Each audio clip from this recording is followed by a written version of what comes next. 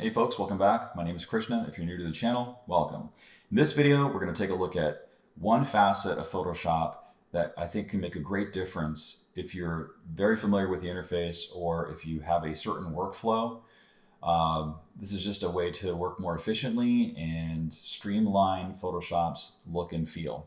So let's start off by taking a look at the toolbar. You can see that my toolbar is a little bit different than your toolbar, more than likely.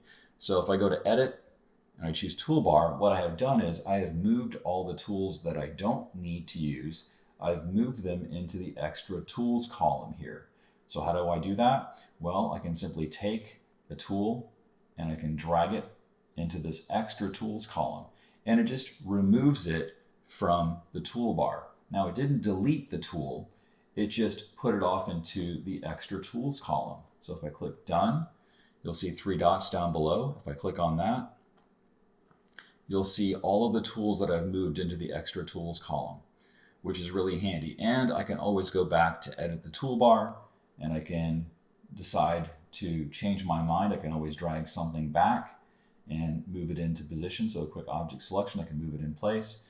I can also reorder my tools. So I can take the magic wand tool, for example, move it down or move it on the top of the stack. So I can have quick access to the tools that I use on a regular basis. You can see that I primarily use the lasso and the polygon tool.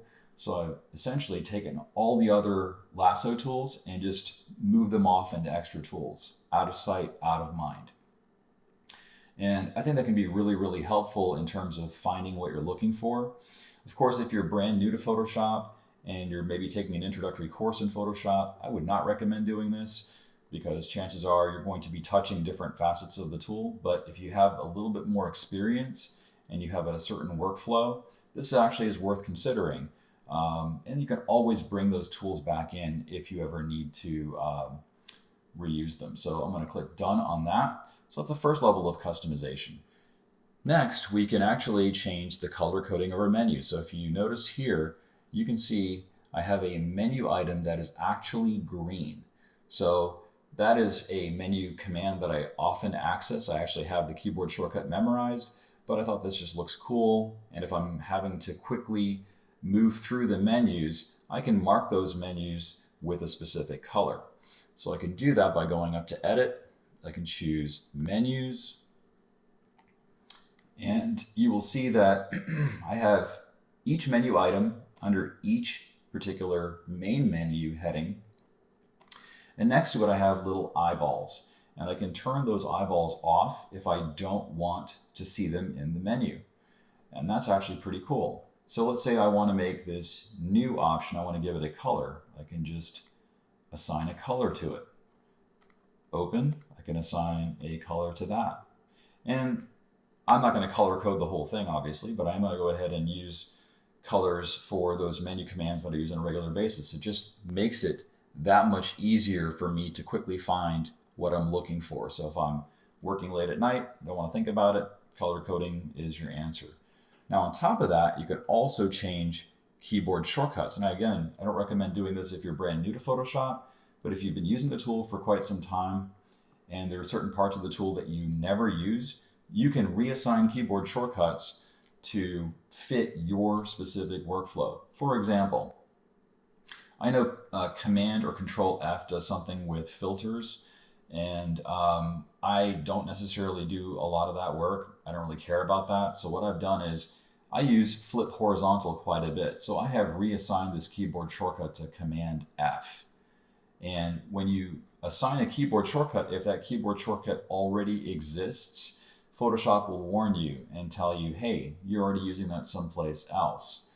For example, I've got perspective here. If I want to make that a keyboard shortcut, let's just say that I want Command and Command and 0. So it will say Command 0 is already in use and will be removed from View, Fit on Screen if accepted. So if I want that change to take place, then I can say accept and go to conflict, or I can undo the changes. So I can change my mind, I can get rid of it, I can delete the shortcut, and everything goes back to normal. And with all of these things, if you make any modifications, you can always revert them back to their original default.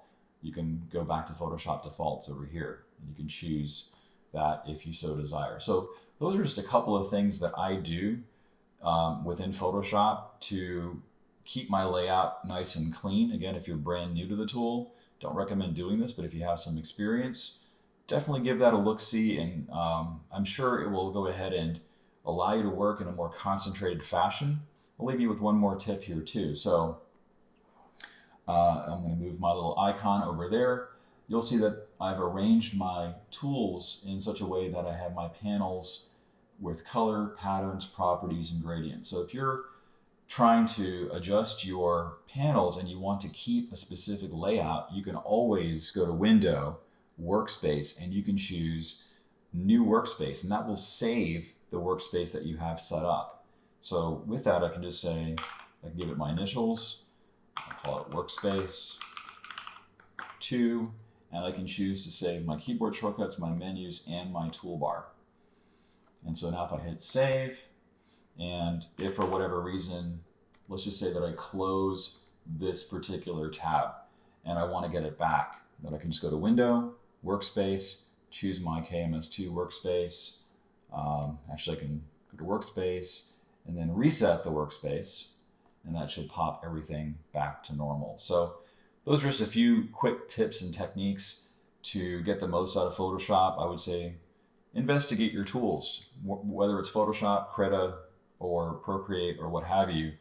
There are some tools that are available to you that you can just use the ones that you want to use, and you can hide the stuff that you don't have a need for right away. You can always find a way to bring it back if you do need to do it. And that's what I like about this. Like there's no deletion of tools, it's just simply removing it from view. And I think that could be a smart way to work. So thanks so much for watching the video. If you found it useful, please give it a thumbs up so more folks can find it. As always, thanks for watching, and I will see you in the next video. Peace.